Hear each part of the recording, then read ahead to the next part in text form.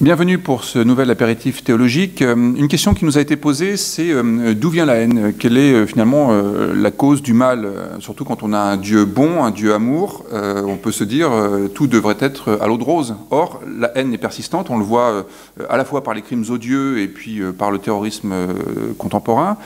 Mais dans les textes bibliques, on a la haine dès les premières pages de la Bible. Le chapitre 4 de la Genèse, c'est l'histoire de deux frères, Caïn et Abel, qui vont offrir des cadeaux à Dieu, et Dieu porte un regard favorable sur le cadeau d'Abel. Il ne se passe rien pour Caïn, et du coup Caïn est vivement courroucé, il est jaloux en fait de son frère, et il ne sait pas quoi lui dire, et il le tue. Et donc la haine, c'est ce qui finalement est nourri par un système de rivalité. Au fond, c'est la présence de l'autre qui est mal vécue, et ça suscite de la haine. Vous voyez, c'est comme si j'avais l'impression que vous êtes pasteur alors que je le suis aussi, et que le fait que vous soyez pasteur, ça m'empêche de l'être. Et du coup, la seule façon pour moi d'exister, c'est de vous liquider. Et cet exemple me fait penser aux évangiles où les pharisiens ne supportent pas finalement la prédication de Jésus, les enseignements de Jésus. Et ils ont l'impression que Jésus marche un peu sur leur plate-bande et sur un territoire qui est le leur, et sur lequel Jésus ne doit pas intervenir. Oui, on le voit particulièrement avec le plus connu d'entre eux, Paul, qui est d'abord Saul, et Saul lapide les chrétiens, lui-même pharisien. Mais on peut aussi penser au grand prêtre, qui voit certainement d'un mauvais œil que Jésus puisse devenir grand prêtre à sa place, et il s'arrange pour le liquider. Mais nous ne répondons pas encore à la question d'où l'origine de la haine.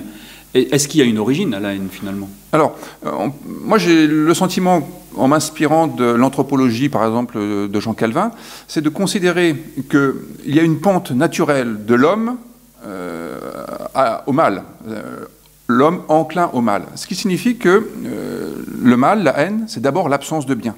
C'est ne pas avoir été au bénéfice d'une parole qui nous aide à donner un autre sens à l'autre que le rival. Il me semble que tout l'intérêt de Genèse 1, par exemple, la création, c'est de mettre des mots sur ce qu'il y a autour de nous pour que cela soit familier et pour montrer que tout cela coopère à notre bien, que cela est extrêmement vivable et que ce n'est pas une menace. Et du coup, c'est vrai pour l'autre. L'autre n'est pas à comprendre comme une menace, mais comme quelqu'un qui peut coopérer à un bonheur commun. Alors, je ne sais pas si l'homme est enclin au mal, mais en tout cas, il y a une loi physique qu'on appelle l'anthropisme, qui fait qu'une loi humaine nous mène au désordre si on ne met pas d'ordre. Mais naturellement, c'est le désordre qui s'installe. Donc peut-être qu'on peut voir la haine comme une forme de désordre qui s'installe si on ne fait pas un effort pour mettre de l'amour là où il faut mettre de l'amour. Voilà, moi je dirais mettre des paroles.